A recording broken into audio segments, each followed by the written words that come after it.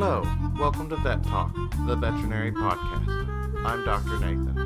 Thanks for listening. This is an informational podcast, and we hope you find it a valuable tool to help you understand veterinary medicine and how to better care for your animals. If you want to contact us, please reach out to theveterinarypodcast@gmail.com. You can find a complete list of the podcast episodes on SoundCloud or by going to lickingvalleyvet.com and finding the education page. While you are there, take a look at our blog section for more helpful information. You can also follow Licking Valley Veterinary Hospital's Facebook page if you want regular updates on released podcasts, blogs, and videos. If you find this information helpful, please feel free to make a donation to the continuation of this content. There is a link to do this on the webpage under the podcast list. As always, thanks for listening, and I hope this information is helpful to you. We're going to talk about percents today.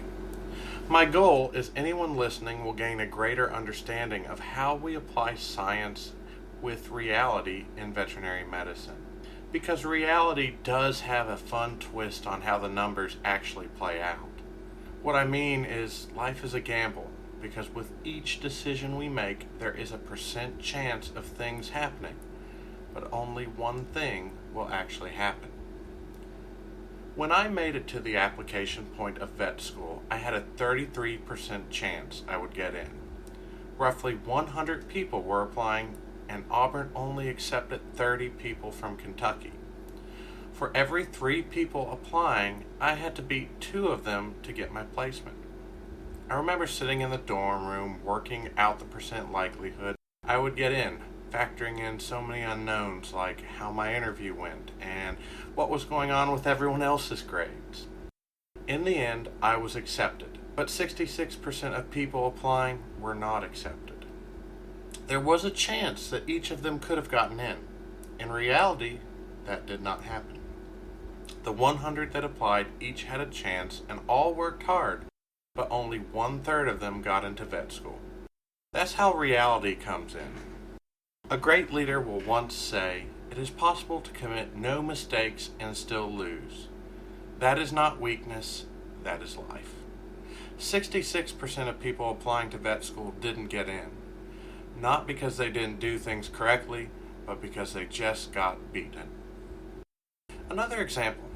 I could go on a date or out to dinner with Emilia Clarke. There is a percent chance that would occur. For example, we both exist at the same point in time. I have a 0% chance of dating Cleopatra of ancient Egypt. Emilia Clarke, however, I have a chance. We live on the same planet. She knows roughly where I live, as apparently she was filming a movie, Above Suspicion, in a county near me and didn't bother to stop in and say hi. Looks like that movie is out. I'm going to have to watch it. I don't get much time to watch movies with my job, so unless it's a Star Wars movie, I rarely make the time. Oh, Amelia, you vixen. You knew that, so you got in a solo story just so I'd be able to see you. So yes, it is possible Amelia and I could even cross paths, and she would immediately recognize how awesome it would be to hang out with me and totally not think about getting a restraining order.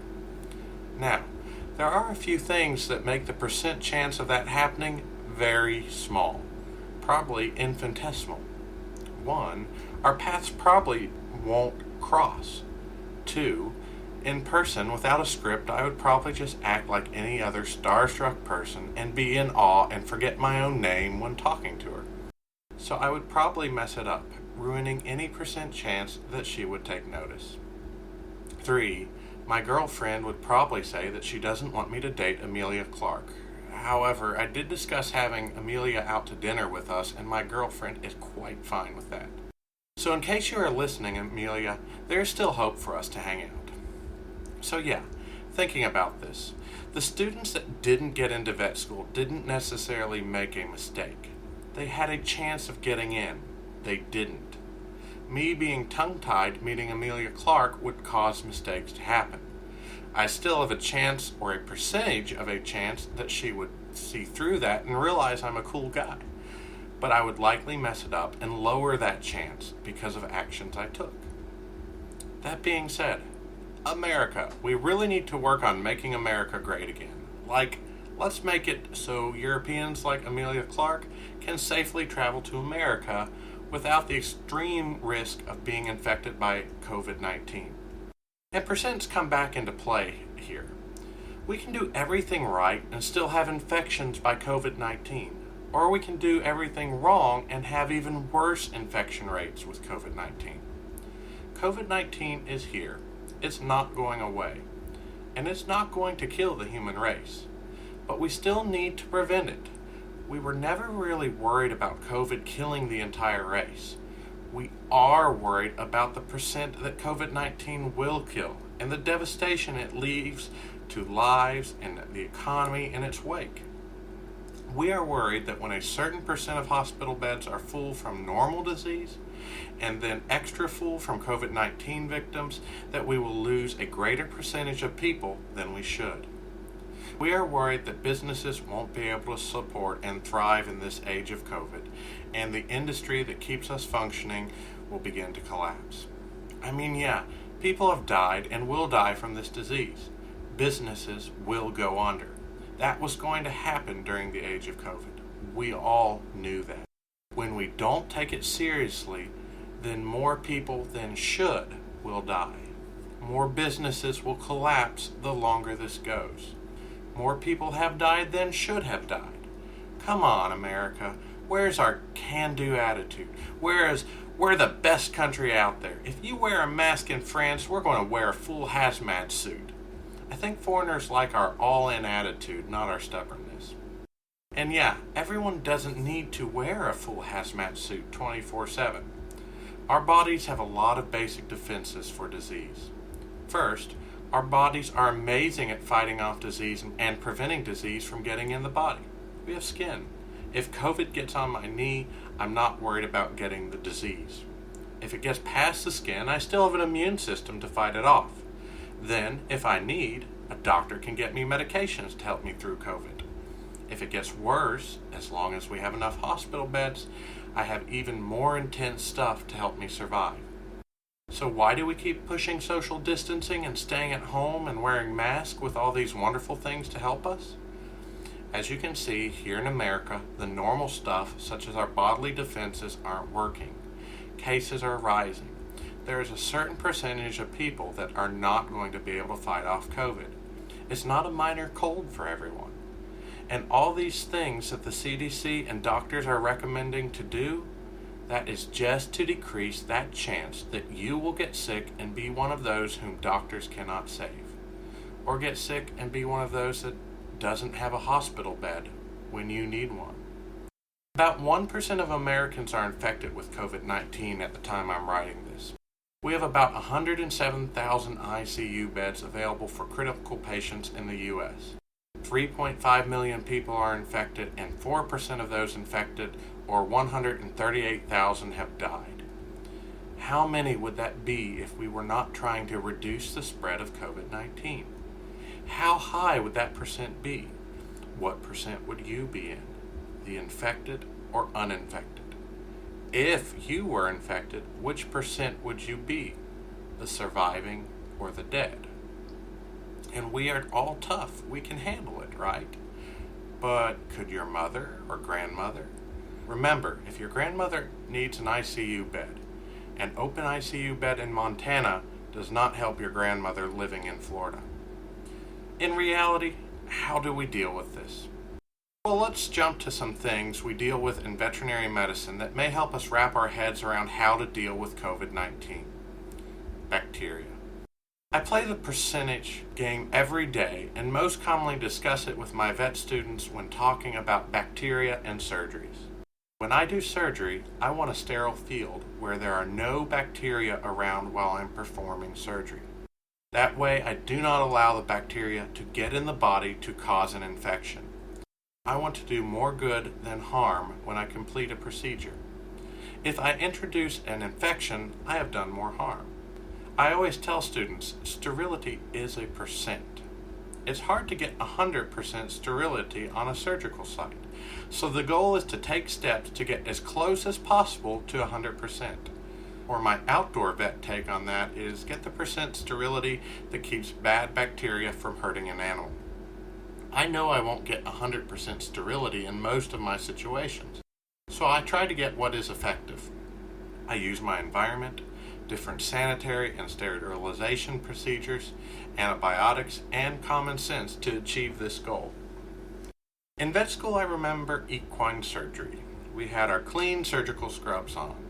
Then we scrubbed our hands and arms and then covered with a sterile gown and sterile gloves. And then went into the surgery room, which had positive air pressure in it, which pushed bacteria that were in the air of the room out of the room. This room was typically blocked from the outside world by multiple doors and meticulously scrubbed between surgical cases with disinfectant. Oh, I forgot. We had our caps and masks on to keep our hair from getting anywhere it shouldn't, and booties on so we couldn't track dirt in on our feet. There were also these red lines and tape on the floor. If you weren't in surgical gear, you didn't pass the red lines. The animals had boots over its feet when it was rolled into surgery, was clipped and scrubbed at the surgical site, and then completely draped with sterile drape, and surgery commenced with sterile instruments. All these steps were to decrease the chance that bacteria would make it to the site where surgery was being completed. Each step added that much more level of protection or percent that bacteria would be stopped from getting where they could do harm. After one surgery, my friend and I were exhausted, and we walked out of surgery and pulled off our cap and mask as we walked about 20 feet away from the surgery door. I stopped for a brief second to pick up something and then turned the corner. I heard and saw and should have reacted. My friend had walked ahead. The surgeon was yelling at my friend. We had not crossed the red tape. We still needed to be in surgical gear. I was next, even though the surgeon just had more of an exhausted look on his face by the time he got to me. Was the surgeon right to yell? Hell yeah. We were learning and needed to learn to be vigilant about our actions in situations when lives were in the balance. Were we actually causing a problem that would infect a patient? No. We were over 20 feet and a closed door away from the surgery room, which, as we were getting a dressing down, was being scrubbed down. Small animal surgeries were set up much the same way. Let's compare that to one of my first practices I went out to when I was in the real world. There was no red lines and tape. No one wore masks. The surgery room was probably 10 by 12 feet. The animal was clipped, scrubbed 3 times, and the surgeon and assistant wore sterile gloves, but what else was there? Not much. No one wore caps or booties, and typically the 10 by 12 room had the surgeon and assistant plus 4 or 5 other people watching the surgery. The room was mopped once a day, and I doubt there was any positive air pressure in the room. So yeah, that proved it. Every case that came through the practice was back with post-op infections. Wait, no, they weren't. But what's the deal? How can both ways of surgery be acceptable? How can both the perfect way of surgery and the real-world way have cases that don't get infected with bacteria, causing lots of post-op problems? Well, again, it's about percent sterility. We go to vet school so we learn what corners we can cut and what risk we are taking in the real world when we cut corners. I know how sterile it could be, and I know that each precaution taken will help prevent a certain amount of disease. Each animal has a unique percent for them that they would take to get infected with bacteria. In private practice, I can't do every step they do in the ivory tower of vet school because of time constraints and what clients are willing to pay for a procedure. So I am constantly gambling that the procedures I do to prevent bacterial infection will be enough. But I know which steps are crucial to take to make sure patients are kept healthy. I'm trained to know where problems will occur and how many steps can be removed in each situation before infection becomes a problem. Are there infections in the real world and vet school? Yes, both have them. Both real world and ivory tower of vet school can do everything right and still fail. But as vets, we are trained professionals, making sure we don't get infections and have been dealing with bacteria for a long time. so we understand how they infect things and how we can prevent them. Is it wrong to do things differently than the ivory tower? Because we all want the best for our pets, right? It's not wrong at all. You can go to places that work even more stringent than vet schools. But more than likely, most of you go to a clinic like the one I described, and you have seen happy and healthy pets for years. What's going on here is you have vets that know how to deal with bacteria and make decisions on how to perform a procedure, making sure the percents are in your animal's favor for not getting an infection. Vets like having multiple fail-safes when we do a procedure. So if things go wrong with the first fail-safe, the backups will make sure our patient is safe. When I was in ambulatory-only practice, I would complete canine neuters on the tailgate of my truck. We can talk about the anesthesia risk in another episode, but what infection risk did I have?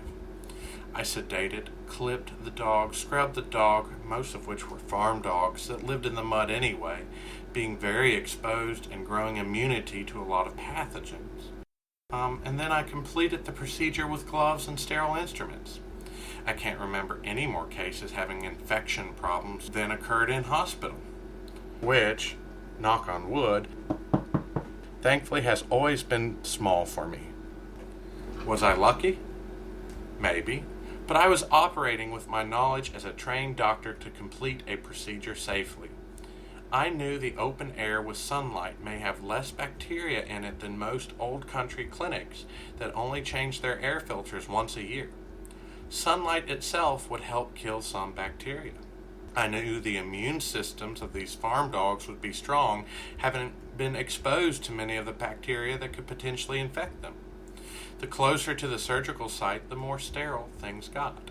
The dog may have been a muddy mess, but I clipped away the muddy hair and then completed my scrub, which was at a minimum 3 scrubs of chlorhexidine followed by alcohol. On a clean surface, if the chlorhexidine can get to the skin of an animal, it will kill about 100% of bacterial organisms in 20 to 30 seconds. The same for the alcohol. The suture was opened and kept on a clean area. The instruments were sterile. And I have done that procedure many times. So was I doing it like they do in vet school?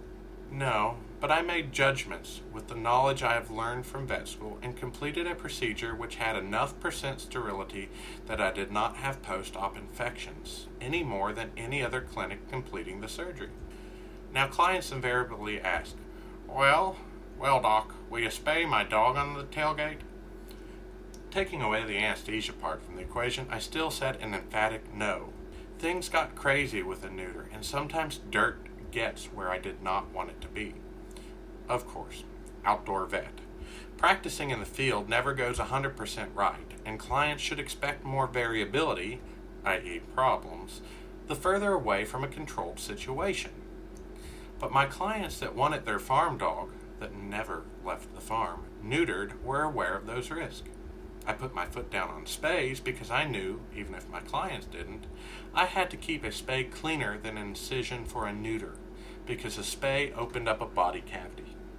Much easier to get a nastier infection there. With neuters, I know some vets that always have a non-glove assistant hold the testicle for them, while the vet put on the required ligatures. Oh my gosh, infection will be pouring into the body. Well, no. Bacteria don't travel the speed of light. The assistants held the testicle up and away from the body and never touched with their non-sterile hand a sterile part of the patient that would be returned to the patient. Again, they were trained and knew that the testicle in a neuter is leaving the body, so bacteria on it would not be going back. Is there a small chance bacteria could fall from the hand to the surgery site? Yes. Then you have an immune system to deal with these risks. The surgeon I'm thinking of performed hundreds and hundreds and hundreds of neuters in his life. Like he's old, very old, and grumpy. And alas, other than that surgeon being very old and his patients have since died of old age, they have not had problems. I don't do it that way. I just hold it myself with my gloved hand. But it shows that when educated people complete a procedure, they know how to safely complete the procedure and set it up so even if it looks like it isn't sterile, They have enough fail-safes that the animal will not be reaching that percent that they will be infected. So I only do spays at my clinic. And yes, I wear a mask and use sterile gloves at the clinic. I do for the neuters at the clinic as well. But I don't put a sterile gown on for every neuter. I don't put a sterile gown on for a spay. I would not risk a spay in the field because I know it's harder to keep the proper percent sterility. I'm a doctor. I'm trained to make those decisions. I know without a gown, I can reach the proper percent sterility in my controlled environment of the clinic. I'm trained to see the scenario and see what is appropriate at the time to accomplish the task at hand. Well, Dr. Nathan, we're in the 21st century. Shouldn't we be doing everything more advanced? Yeah, I mean, in past episodes, I tell people we are smarter and should do things differently than our grandfathers did. But that doesn't mean everything has to be forgotten about the past either. That doesn't mean everything was wrong. And remember, sterile surgery is not that new in the grand scheme of things. Our great-great-grandfathers didn't have much sterile surgery. Our grandfathers had more sterile surgery. We can't forget that we have been doing surgeries for years, with certain protocols to achieve a certain percent sterility to prevent infection in patients. Are there ways to improve? Yes. But trust your doctor that he knows when he or she needs to improve. Knock on wood. In 10 years of practicing medicine, I have not lost one patient to a post-op infection introduced from surgery. Have I had to put animals on antibiotics because of post-op infections? Or done so preventatively? Yeah. Because reality happens. Failure happens even in the best of circumstances. Accidents happen or situations happen where sterility is compromised. But in general, most of my patients don't receive antibiotics after surgery. And yes, animals in my care have died from bacterial infections. When an animal is bitten and has bacteria in it, especially resistant bacteria, things can go wrong. But that wasn't my sterile field causing a problem. That was something inserted into the body. We have gotten to a point in our world where we are balancing perfectionism and idealism with reality. The reality is every patient, whether human or animal, needs a certain level of care to cure it or keep it healthy, and the reality is vets and doctors are fighting to give you that level of care. All of you. I'm from Kentucky. We don't have a lot of millionaires in the state. Many of my clients are in a lower economic area. I tried to explain to a national company when I bought some equipment from them that their rates were just not fair for that service. Someone in New York could afford it, but the price I had to pass on to my clients called a response from them like this. Well, I can't afford that, Doc. I guess I'll just shoot her to put her out of her misery. I've also heard, you can't get me in today, Doc, and I can't afford anywhere else. Well, sir, I'm already overbooked. I just don't have time in the day. So I'm balancing getting things done quickly and inexpensively so I can see the patients that aren't being seen and still give the care that is needed. I have found I can still do a job as efficiently without the ivory tower procedures of veterinary school and have a quality patient care. That is the world I live in, and I have to adapt to it so I can meet the needs of people I serve while not sacrificing my standard of care. So I'm going to take a little break here, and next time we will continue our conversation by starting to talk about how people interpret these different standards of care and discuss everyone's most talked about vet, Dr. Pohl, and how people perceive the way he practices. Then we will loop back to how we are handling coronavirus and my ongoing desire to meet Emilia Clarke. Thanks for listening. I'm Dr. Nathan. I hope this information was helpful to you and gives you a little more perspective on the world. If you want to reach out to us, email us at theveterinarypodcast@gmail.com. Don't forget to tell your friends about our podcast and check out lickingvalleyvet.com for information on blogs, videos, and the complete list of podcasts in our education section.